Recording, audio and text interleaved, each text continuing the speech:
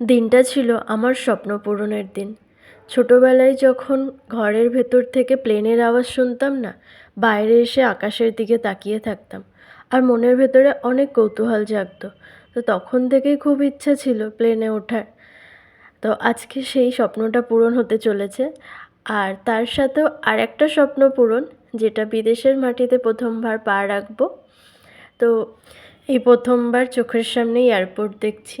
এয়ারপোর্টে এসে আমাদের সমস্ত অফিসিয়াল কাজকর্ম কমপ্লিট করে পাসপোর্টটাতে প্রথম স্ট্যাম্প পড়লো।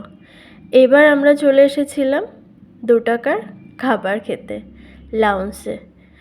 আর এখানে প্রচুর খাবার ছিল, ড্রিঙ্কস, তারপর হচ্ছে স্যালাড, ফ্রুটস, প্রচুর জিনিস, ডেজার্ট ছিল।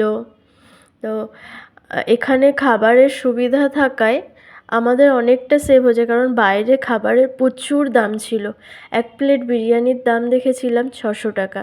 বাইরে লোকেদের কাছে শুনেছিলাম প্রচণ্ড বাজে খেতে, সবাই বলছিল যে এর থেকে ভাত খেলে হয়তো ভালো হতো। তো এখানটায় এসে প্রচুর খাবার ছিল। আর আমাদের এখানে কার্ডটা নিয়ে প্রথমে একটু সমস্যা হচ্ছিল, তারপর পরে ঠিক হয়ে গেছিলো। এখান থেকে আমরা ডিনারটা কমপ্লিট করে নিয়েছিলাম। তারপর এই যে এবার আমার প্রথম প্লেন দেখা। এখান থেকে আমি প্রথম প্লেন দেখেছিলাম, পুরো তাকিয়েছিলাম ওই প্লেনটার দিকে। যখন এখান থেকে আমি ফার্স্ট দেখতে পারি না, সত্যি এত আনন্দিত হয়েছিলাম কি বলবো তোমাদেরকে। তারপর আমাদের সময় হয়ে গেল প্লেনে ওঠার। এবার প্লেনে উঠে বসবো। আর এখান থেকে দেখছিলাম প্লেনের ভেতরে অলরেডি পাইলট বসে গেছেন। এই সময়টাতে না আমার একটু ভয় করছিল, যদিও বাড়ি থেকে আসার সময়ই আমার প্রচণ্ড ভয় লাগছিল, কেন জানি না, হয়তো প্রথমবার প্লেনে উঠবো বলে সেই জন্য।